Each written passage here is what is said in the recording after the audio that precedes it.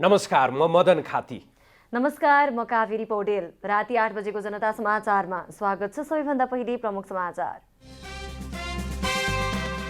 राष्ट्रपति विद्यादेवी भण्डारीद्वारा विनियोजन विधेयक 2078 प्रमाणीकरण। विधेयकमा लाल मोहर लागेसँगै सरकारलाई खर्च गर्ने बाटो खुल्यो। नेकपा एकीकृत समाजवादीद्वारा 4 उपाध्यक्ष सहित पदाधिकारी चयन। महासचिवमा डाक्टर बेदुराम भुसाल। 35 सदस्यीय स्थायी कमिटी गठन। आगामी मङ्सिरभित्र पनि सरकारले पूर्णता पाउन नसक्ने एमाले अध्यक्ष ओलीको दावी। राम्रा राजदूतहरूलाई फिर्ता बोलाएकोमा असन्तुष्टि।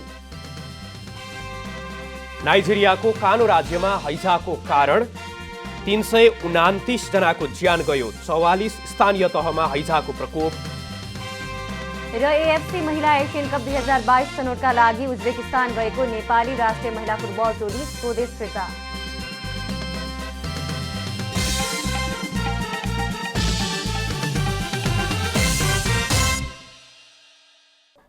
जनता समाचारमा अब पुरा समाचार। राष्ट्रपति विद्यादेवी भण्डारीले विनियोजन विधेयक 2078 प्रमाणीकरण गर्नुभएको छ। विनियोजन विधेयक 2078 राष्ट्रपतिबाट प्रमाणीकरण भएसँगै बजेट होलिडे पनि अन्त्य भएको छ।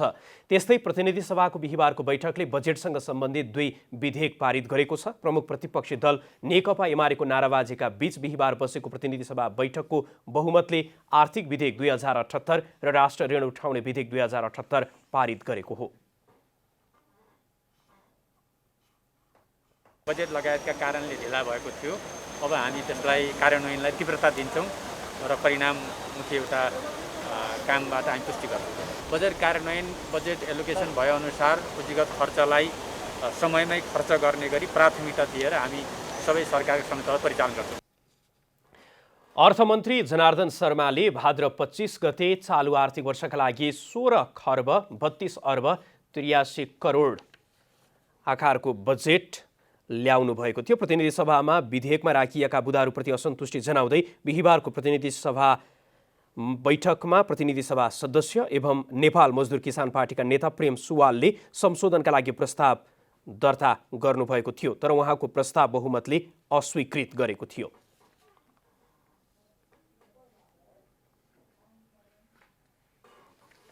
राष्ट्रपति विद्यादेवी भण्डारीले नेपाल एक चीन नीतिको पक्षमा सदैव उभिने बताउनु भएको छ। राष्ट्रपति भवन शीतल निवासमा सी जिनपिङ चीनको शासन व्यवस्था खण्ड 2 को नेपाली संस्करण पुस्तकको लोकार्पण गर्दै नेपालको एक चीन नीतिमा सधैँ उभिने बताउनु भएको हो। कार्यक्रममा राष्ट्रपति भण्डारीले मित्र राष्ट्र चीनका जायज चासो र सरकारहरूप्रति नेपाल सधैँ संवेदनशील रहेको स्पष्ट पार्नुभयो।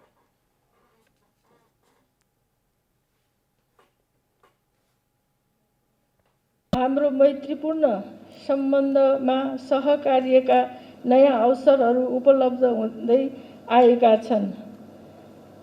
नेपाल एक चीन नीतिको पक्षमा सदैव दृढतापूर्वक उभिएको छ। मित्र राष्ट्र चीनका जायज चासो र सरकारहरूप्रति नेपाल सधैँ संवेदनशील रहेको म यहाँ विशेष जोड दिन चाहन्छु। राष्ट्रपति भण्डारीले विश्वव्यापी महामारीका रूपमा देखिएको कोभिड-19 विरुद्धको खोपलाई विश्व समुदायको सार्वजनिक सेवामा उपलब्ध गराउने र आर्थिक रूपमा सर्वसुलभ बनाई सबैको पहुँच सुनिश्चित गर्ने महामहिम सीको मानवतावादी प्रतिबद्धताबाट नेपाल लगायत विश्वका धेरै देशहरू लाभान्वित भएको भन्दै चिनिया नेतृत्वको प्रशंसा समेत गर्नुभएको छ। कार्यक्रम नेपालका लागि चिनिया राजदूत हौ यान्छीले नेपाल र चीन बीच परापूर्वकालदेखि नै मैत्रीपूर्ण घनिष्ठ सम्बन्ध रहिआएको बताउनुभयो। चीन र नेपाल नदी र पहाडले जोडिएका पुस्तौं पुस्ताको मैत्रीपूर्ण छिमेकी र मित्रहरू हुन्। बेल्ट एन्ड रोडको निर्माणको महत्त्वपूर्ण साझेदारहरू पनि हुन्। कूटनीतिक सम्बन्ध स्थापना भएको 66 वर्षदेखि यता चीन र नेपालले सधैँ एकअर्कालाई विश्वास, सम्मान र समर्थन गरिरहेका छन्। राजदूत यान्सेले दुवै देशले पारस्परिक मित्रता एवं विकासमा विकसित भएको साझेदारीलाई महत्त्वपूर्ण रहेको बताउनुभयो। प्रधानमन्त्री शेरबहादुर देउवाले वैशाखसम्म सबैलाई कोरोना विरुद्धको भ्याक्सिन लगाइसक्ने सरकारको योजना रहेको बताउनु भएको छ। बिहिबार हेम सुनिल जोखिमपूर्ण टेलिभिजन पत्रकारिता पुरस्कार वितरण समारोहमा प्रधानमन्त्री देउबाले यस्तो बताउनु भएको हो। उहाँले कोरोना महामारीको खतरनाक रूप नेपालमा आएको तर यसबारे अझै कतिपय मानिसलाई जानकारी नभएकोमा दुखेसो समेत पोख्नुभयो। प्रधानमन्त्री देउबाले नेपालको पत्रकारिता जगतलाई सुरक्षित गर्दै थप विकसित, व्यावसायिक र समृद्ध बनाउने कार्यमा लाग्न सरकार तयार रहेको पनि बताउनु भएको छ। खतरनाक रूप नेपालले आएको धेरै व्यक्तिहरू मरेका छन्, कतिलाई यसको विषयमा ज्ञान पनि छैन कति खतरनाक छ भन्ने कुराको लागि नेपालको पत्रकारिता जगतलाई थप विकसित, व्यावसायिक र समृद्ध बनाउन जाने कार्यमा सरकारलाई आवश्यक सहयोग गर्न तयार छ। 2063 साल असोज 7 गते ताप्लेजुङको धुन्सामा कञ्चनजङ्घा संरक्षण क्षेत्र आयोजनाको व्यवस्थापन स्थानीय समुदायलाई हस्तान्तरण गरी फर्कने क्रममा तत्कालीन वन तथा भूसंरक्षण मन्त्री गोपाल राई सहित 24 जनाको हेलिकप्टर दुर्घटनामा निधन भएको थियो, जसमा नेपाल टेलिभिजनका पत्रकार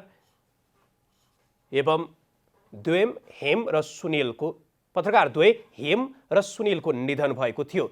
त्यस यता हरेक वर्ष नेपाल टेलिभिजनले आजकै दिन हेम सुनिल जोखिमपूर्ण टेलिभिजन पत्रकारिता पुरस्कार वितरण गर्दै आएको छ। यस वर्षको हेम सुनिल जोखिमपूर्ण टेलिभिजन पत्रकारिता पुरस्कार नेपाल टेलिभिजनका कपिलवस्तु जिल्ला संवाददाता वासुदेव वर्माले पाउनु भएको छ। नेकपा एकीकृत समाजवादीले केन्द्रीय कमिटी विस्तार गरेको छ। अध्यक्षले पेश गरेको राजनैतिक प्रतिवेदन पास गर्दै बैठकले संगठन सुदृढीकरणका लागि 3 महिने कार्ययोजना पनि तय गरेको छ। त्यस्तै बैठकले एमसीसीलाई यथास्थितिमा पास नगर्ने निर्णय पनि गरेको छ।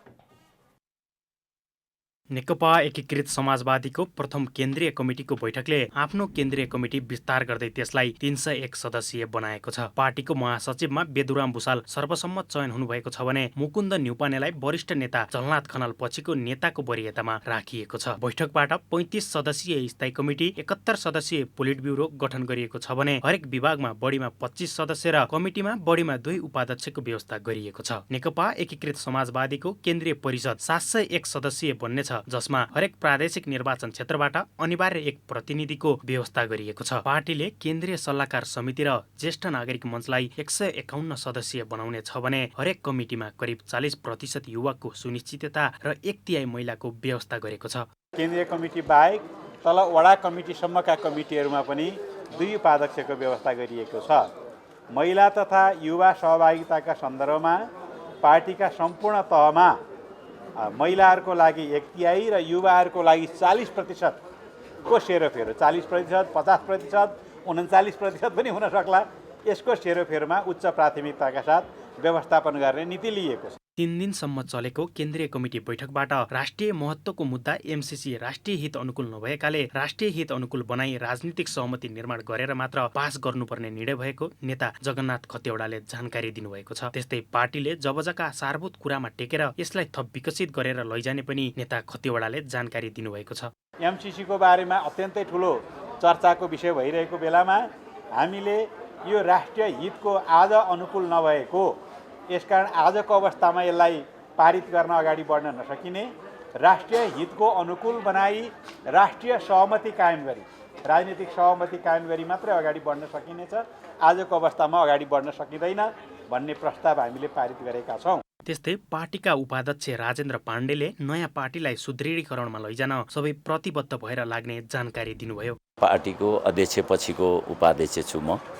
मैले भूमिका निभाउन सकेँ भने पार्टीको मेरा लागि त झन् भोलि पार्टी अध्यक्षकै जिम्मेवारीमा पुग्ने पनि सम्भावना पनि हुन्छ, होइन र? नेकपा एकीकृत समाजवादीले आफूहरूको कम्युनिस्ट आन्दोलनमा नेताहरू जोडिन आउन सक्ने भएकाले ठूलो कमिटी निर्माण गर्नु परेको बताएको छ। क्यामेरामा प्रदीपमान सिंहका साथ विकास पौडेल, काठमाडौँ। प्रमुख प्रतिपक्षीय दल नेकपा एमालेका अध्यक्ष केपी शर्मा ओलीले वर्तमान सरकारलाई सिस्नुसँग तुलना गर्नुभएको छ। पूर्व प्रधानमन्त्री समेत रहनुभएका अध्यक्ष ओलीले शेरबहादुर देउवा नेतृत्वको वर्तमान सरकारलाई जता छोयो त्यतै पोल्ने सिस्नु जस्तै भएको टिप्पणी गर्नुभएको हो। अध्यक्ष ओलीले राजनीतिक सटर बन्द हुने भएपछि आफू नेतृत्वको सरकारलाई हटाउने काम गरिएको दावी समेत गर्नुभयो। एमाले नेतृत्वको सरकार 2 वर्ष टिकेको भए बिचाराहरूको सटर बन्द हुने भएपछि आफूलाई सरकारबाट हटाउनु परेको उहाँको भनाइ थियो। अध्यक्ष ओलीले आफूले बनाइदिएको बालुवाटारको नयाँ प्रधानमन्त्री निवासमा प्रधानमन्त्री देउवा सर्न लागेकोमा आफूलाई खुसी लागेको बताउनुभयो।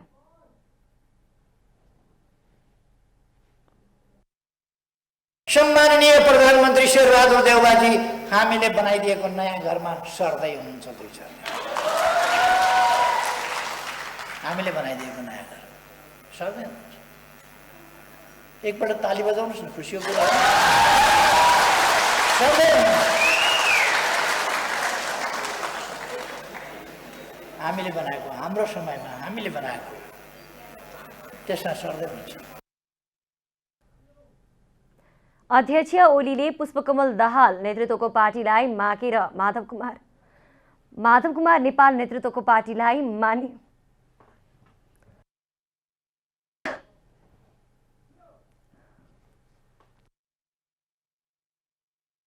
सबै एउटै हुँदैन।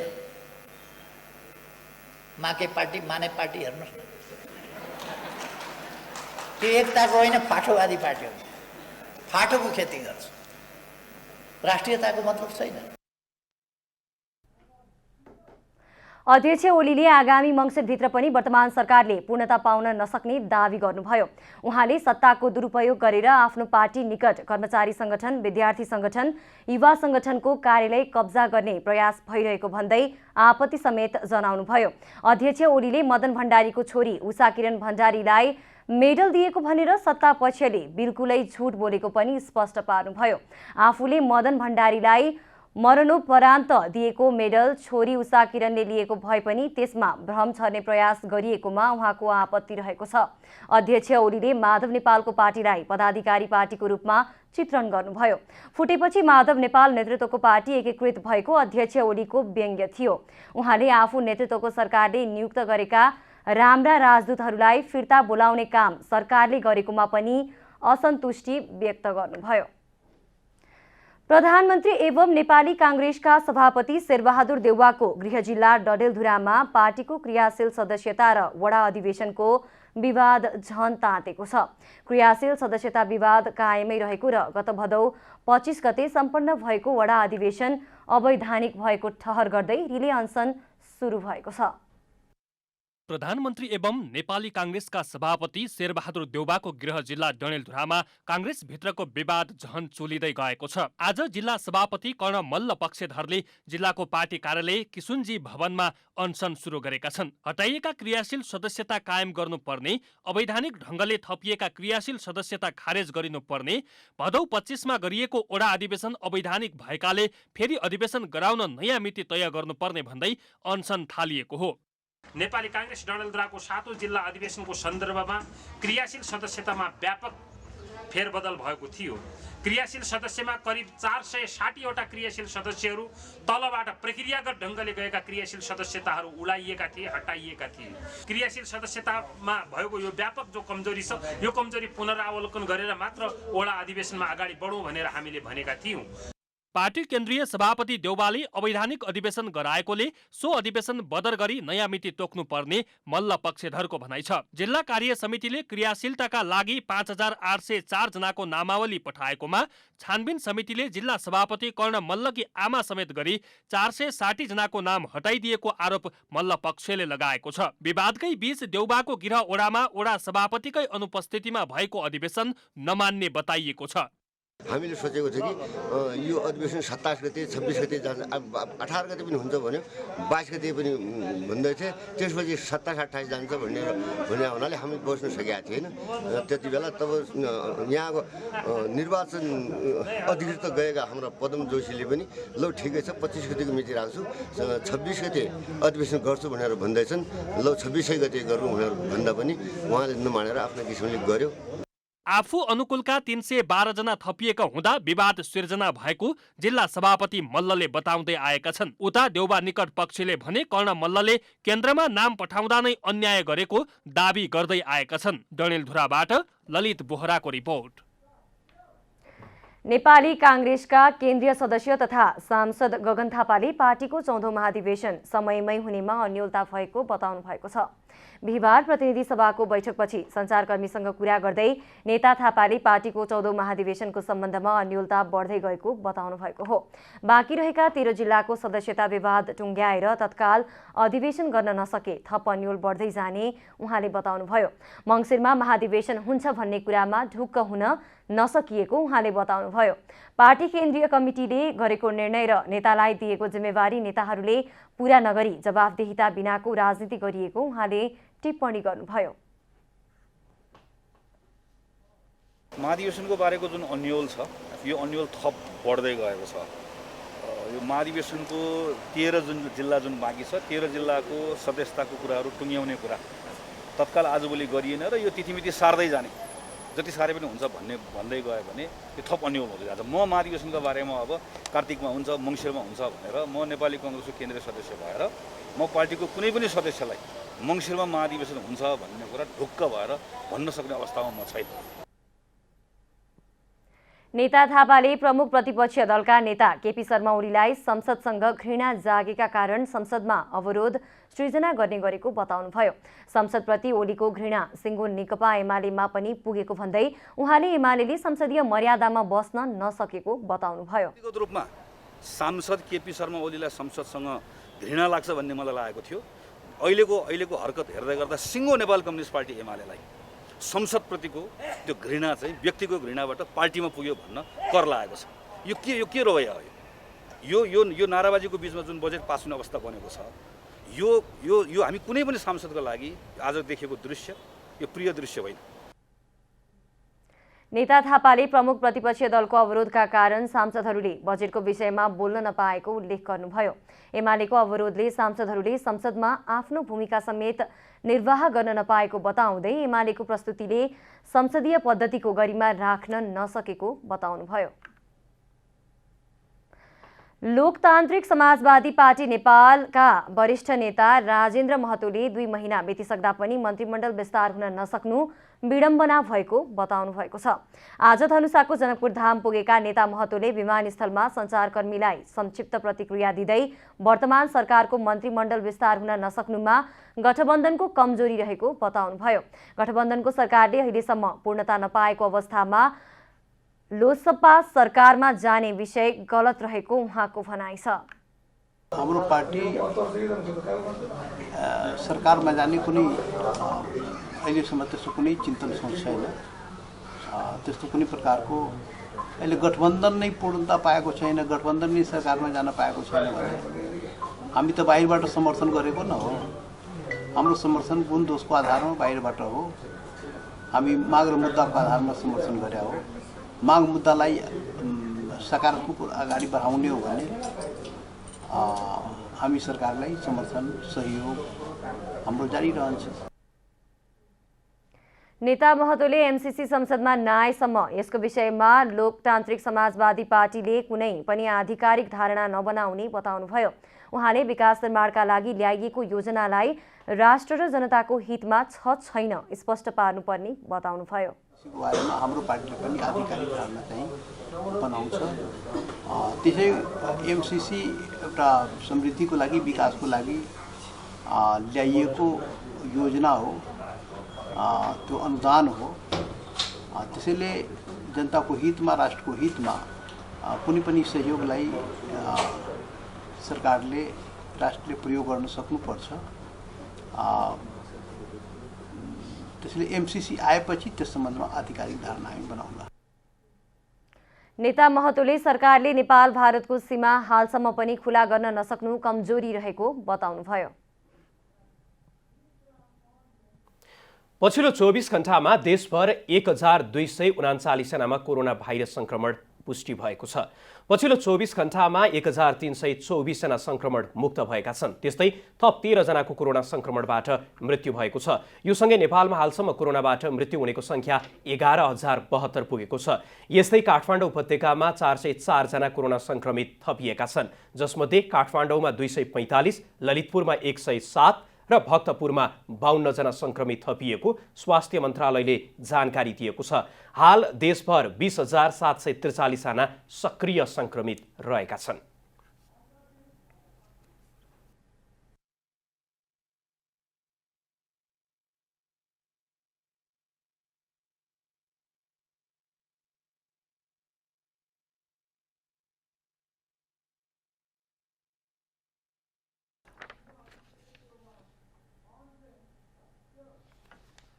महिला तथा बालबालिका बेचबिखन विरुद्ध सहकर्मी नेपाल एडविनले आफ्नो स्थापनाको 20 वर्ष पूरा गरेको अवसरमा आयोजित कार्यक्रममा बोल्ने वक्ताहरूले मानव बेचबिखनको समस्याले मानव अधिकारको चरम उल्लङ्घन भएको बताएका छन्। कुनै पनि उद्देश्यले मानिस किनबेच गर्ने वा कुनै पनि प्रकारको फाइदा लिन मानिसको ओसार प्रसार गर्नु मानव बेचबिखन हो। पछिल्लो समय मानव बेचबिखन तथा ओसार प्रसारको स्वरूप केही परिवर्तन भएको छ र अहिले लोभ प्रलोभनमा परि मानव बेचबिखन हुने गरेको राष्ट्रिय महिला आयोगकी सदस्य कृष्णा कुमारी पौडेलले बताउनु भएको छ। उहाँले महिलालाई काममा पठाउने बहानामा बेचबिखन गर्ने वैदेशिक रोजगारदाताहरूलाई कारबाहीको दायरामा ल्याउन पर्नेमा जोड दिनु भएको छ। तपाईलाई विदेश लाने बहानामा जुन घरमा एकल महिला छ, जो परिवारबाट अलिकति खण्डित छ, जसका घरमा बालबालिका धेरै छन्, जसको आर्थिक अवस्था कमजोर छ, ती महिलाभित्र चाहिँ उसले त्यो अपराधीले आँखा लगाइरहेको हुन्छ। यस्तै लागू औषधपछि दोस्रो बढी नाफामूलक व्यापार मानव बेचबिखन भइरहेको वरिष्ठ प्रहरी उपरीक्षक दुर्गा सिंहको भनाइ छ। वैदेशिक रोजगार र आफन्तबाट नै मानव बेचबिखन बढी हुने भएकाले सरकारवाला सबैले आवाज उठाएर दोषीलाई कानुनको दायरामा ल्याउनु पर्ने उहाँको भनाइ छ। दोस्रो ठुलो व्यापार लागू औषधपछि ड्रग्स पछिको यो मानव बेचबिखनको कारोबार सबैभन्दा बढी हुने, बढी नाफामुखी र लगानी कम, त्यो हिसाबले दोस्रोमा छुन लागिसके। हुन त विगतको तुलनामा मानव बेचबिखन विरुद्धको जनचेतना र नियन्त्रणका लागि राज्यको प्रयास निकै सकारात्मक रहेको छ। संवैधानिक आयोगहरू, नागरिक संगठनहरू, राज्यले खेलेको भूमिकाले निकै परिवर्तन र उपलब्धि भएको वरिष्ठ पत्रकार टङ्क पन्तले बताउनुभयो। संवैधानिक आयोग, राष्ट्रिय महिला आयोग लगायतका योसँग महिला अधिकार, मानव अधिकारका विषयमा काम गर्ने संवैधानिक आयोगहरू बनेका छन्। यी जति पनि नागरिक सङ्गठनहरूले सञ्चालन गरेका अभियानले गाउँ गाउँमा जनचेतना सिर्जना गरेको छ र त्यहाँ केही पनि घटना हुन साथ त्यहाँको नागरिक सङ्गठनहरू, स्थानीय निकायले निकै प्रभावकारी पहल कदमी पनि गर्ने गरेका छन्। मानव सभ्यताको कलङ्कका रूपमा रहेको मानव बेचबिखन तथा ओसार प्रसार 21औं शताब्दीको विश्वव्यापी साझा समस्याका रूपमा रहेको छ। मानव बेचबिखन तथा ओसार प्रसारको मूल जड लैङ्गिक असमानता र चेलीबेटी तथा महिला विरुद्धको हिंसा भएको हुँदा यसलाई रोकथाम गर्न सबै सरकारवाला संस्थाबीच समन्वय र सहकार्यको आवश्यकता रहेको छ। क्यामेरामा जयराज थपलियाका साथ यशोदा चौलागाई, काठमाडौँ। गैर आवासीय नेपाली सङ्घ NRNA को 10औं अन्तर्राष्ट्रिय महाधिवेशनका लागि रविना थापाले अध्यक्ष पदमा उम्मेदवारी घोषणा गर्नुभएको छ। बिहिबार काठमाडौँमा पत्रकार सम्मेलन गरी NRNA अन्तर्राष्ट्रिय समन्वय परिषदको सन् 2021 देखि 2023 सम्मको कार्यकालका लागि अध्यक्षमा उम्मेदवारी दिने घोषणा गर्नुभएको हो। गैर आवासीय नेपाली सङ्घ NRNA को 10औं अन्तर्राष्ट्रिय महाधिवेशनमा वर्तमान उपाध्यक्ष रविना थापाले अध्यक्ष पदमा उम्मेदवारी घोषणा गर्नुभएको छ। उहाँले यही असोज 28 देखि 30 गते काठमाडौँमा हुने महाधिवेशनका लागि प्यानल नै बनाई उम्मेदवारी घोषणा गर्नुभएको छ। उम्मेदवारी घोषणा गर्दै थापाले आफू निर्वाचित भएमा विधान संशोधन गरी सबै सदस्यले मतदान गर्न पाउने व्यवस्था गर्ने बताउनु भएको छ। थापाले NRNA परिवर्तनका लागि सबै महिला नेतृत्वको आवश्यकता रहेको बताउनुभयो। अध्यक्ष पदकी उम्मेद्वार थापाले डेलिगेट्स प्रतिनिधिका आधारमा नभई संघका सम्पूर्ण सदस्यले मताधिकार प्रयोग गर्न पाउनुपर्ने बताउनु भएको छ। हाल संघमा 1,05,000 सदस्य रहेका छन्। भोटिङ राइट्स चाहिँ सधैँ सबैले पाउनुपर्छ। त्यो भयो भने विदेशमा बस्ने दाजुभाइहरूलाई पनि कस्तो भइरहेछ भने उहाँ चाहिँ डेलिगेट्स, म चाहिँ होइन भनेपछि म NRNA होइन क्या भन्ने फिल भइरहेको छ। त्यस कारणले सबै पञ्जीकृत सदस्यहरूले केन्द्रको चाहिने अध्यक्षदेखि पदाधिकारी सबैलाई चाहिँ नि चुन्न पाउने अधिकार चाहिँ हुनुपर्छ। मैले NRNA चाहिँ जिते भने सबै डेलिगेट्सहरू चाहिँ होइन कि पञ्जीकृत सदस्यले चाहिँ भोट हाल्न पाउने हुनेछ भन्ने कुरा म यहाँहरूलाई आजको यो पत्रकार सम्मेलनमा चाहिँ भन्न चाहन्छु।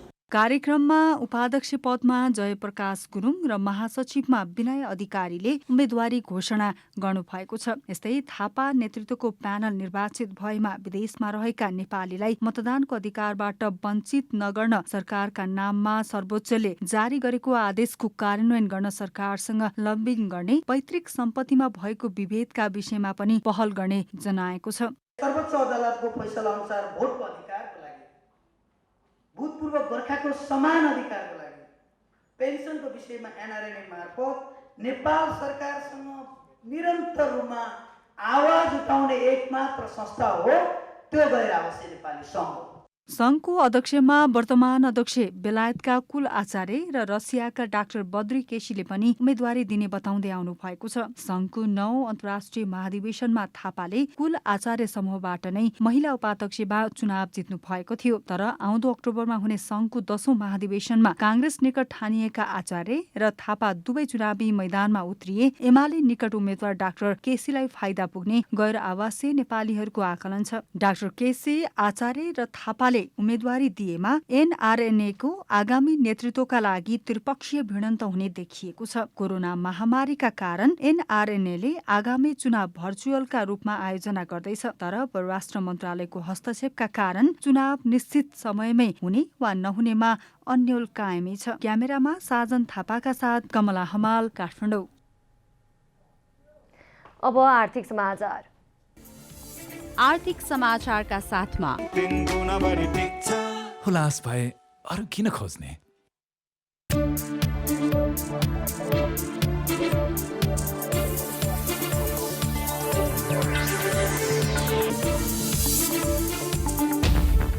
सरकारले पर्यटकका लागि शर्तसहित अन अराइभल भिसा अर्थात् आगमन बिन्दुमै भिसा दिने भएको छ। संस्कृति, पर्यटन तथा नागरिक उड्डयन मन्त्रालयले विदेशबाट नेपाल आउने र नेपालबाट जाने यात्रुको यात्रा व्यवस्थापन सम्बन्धी आदेश 2078 सार्वजनिक गर्दै यस्तो व्यवस्थाबारे जानकारी गराएको हो। शर्तसहित अन अराइभल भिसा खुलेसँगै नजिकिएको पर्यटन सिजनमा नेपाल आउन चाहने विदेशी पर्यटकलाई सहज हुने भएको हो। यस क्रममा पर्यटकले भिसाका लागि आवश्यक कागजात सहित कोभिड-19 विरुद्धको खोपको मात्रा पूरा गरेको 14 दिन कटेको प्रमाण पेश गर्नुपर्नेछ। यात्रुको साथमा हवाई उडानको चेक इन हुनुभन्दा 72 घण्टाभित्रको PCR परीक्षणको रिपोर्ट समेत अनिवार्य हुनुपर्नेछ।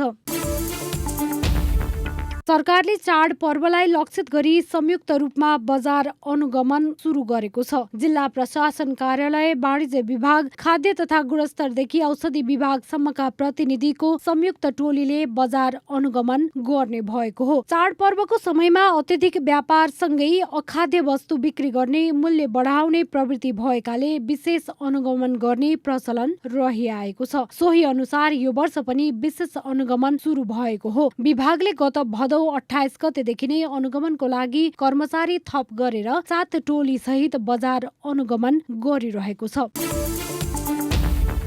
मलेसियाले नेपालीमाथि लगाएको प्रतिबन्ध फुकुवा गरेको छ। नेपालीहरूको रोजगारीको प्रमुख श्रम गन्तव्य मलेसियाले कोरोना भाइरसको महामारी बढेपछि नेपालीलाई लगाएको प्रतिबन्ध खुला गरेको हो। अब नयाँ भिसा लागेका श्रमिक तथा विभिन्न समय घर विदामा नेपाल आएकाहरूले सजिलै मलेसिया प्रवेश पाउनेछन्। मलेसियाले प्रतिबन्ध हटाएसँगै नेपालबाट श्रमिक लैजाने निर्णय भएको नेपाल स्थित मलेसियाली दूतावासले जनाएको छ।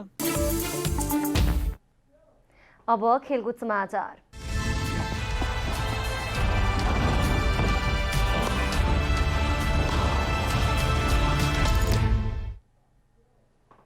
उज्बेकिस्तानमा सम्पन्न AFC एशियन कप 2022 छनौट खेलमा सहभागी भएर आज नेपाली महिला राष्ट्रिय फुटबल टोली स्वदेश फर्किएको छ।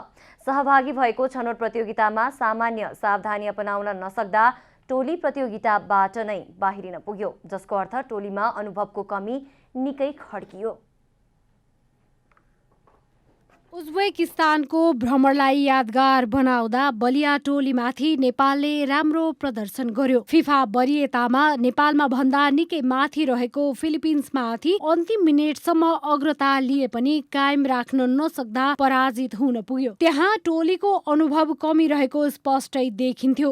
दोस्रो खेलमा हङकङलाई गोल रहित बराबरीमा रोकेर पनि नेपालको अघिल्लो यात्रा बढ्न सकेन। पहिलो खेलमा नतिजा सुम्पिनु निकै दुर्भाग्य रह्यो। तर स्वदेश फर्किएपछि नेपाली टोलीका मुख्य प्रशिक्षक ग्यारी फिलिप्सले नयाँ खेलाडी भए पनि प्रदर्शन राम्रो गरेको भन्दै अनुभव दिलाउन धेरै अन्तर्राष्ट्रिय प्रतियोगिताको खाँचो रहेको प्रतिक्रिया दिनुभयो। Great experience, I think, for the players to play at that level.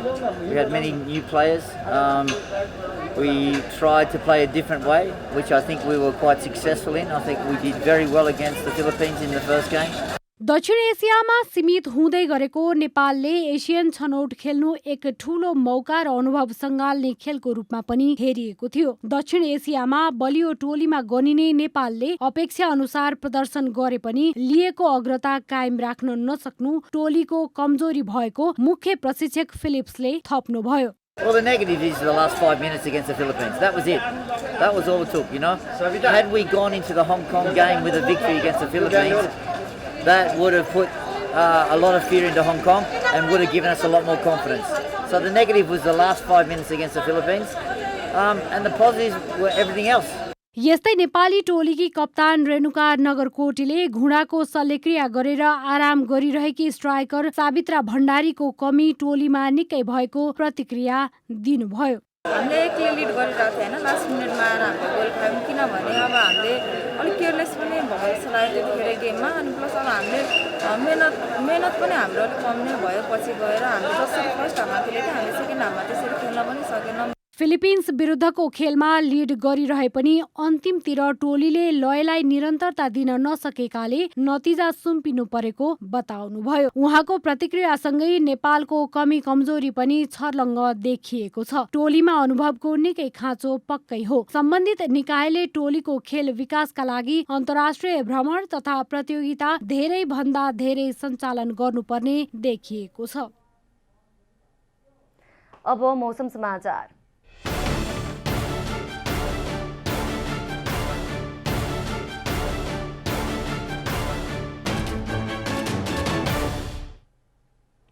आज दिउँसो देशभर आंशिकदेखि सामान्य बदली रह्यो। राति देशभर आंशिकदेखि सामान्य बदली रही थोरै स्थानमा मेघगर्जन र चट्याङसहित हल्कादेखि मध्यम वर्षाको सम्भावना रहेको जल तथा मौसम विभागले जनाएको छ।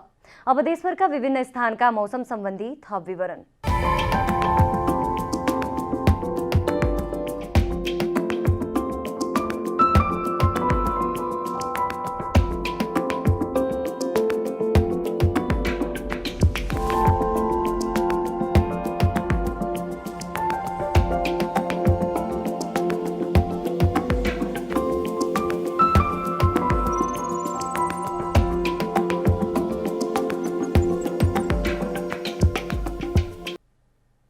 अन्त्यमा आजको डायरी।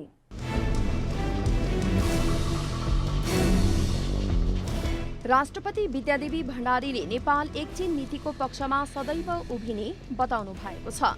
राष्ट्रपति भवन शीतल निवासमा सी चिङफिङ चीनको शासन व्यवस्था खण्ड 2 को नेपाली संस्करण पुस्तकको लोकार्पण गर्दै नेपाल एकछिन नीतिमा सधैँ उभिएको बताउनुभयो।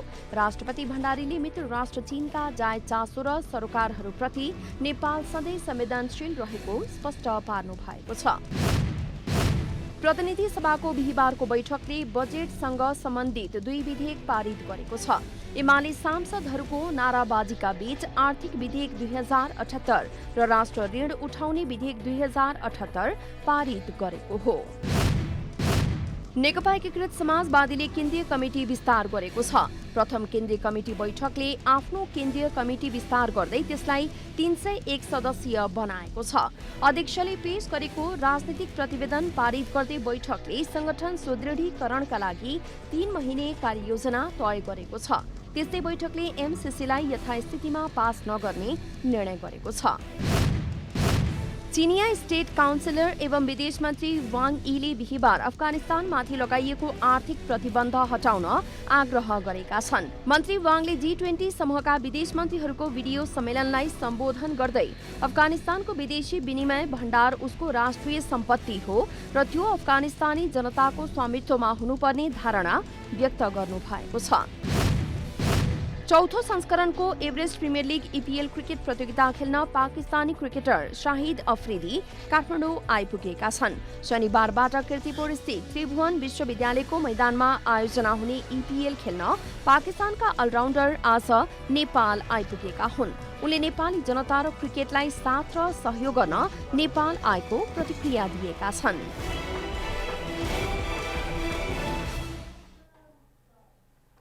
जनता समाचार अहिलेलाई यति नै। जनताद्वारा जनताका लागि प्रसारित जनता टेलिभिजनका कार्यक्रमहरू युट्युब, ट्विटर, फेसबुक र हाम्रो वेबसाइट जनतासमाचार.com मा पनि पढ्न र हेर्न सक्नुहुनेछ।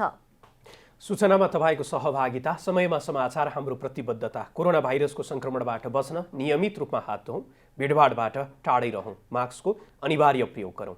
नमस्कार।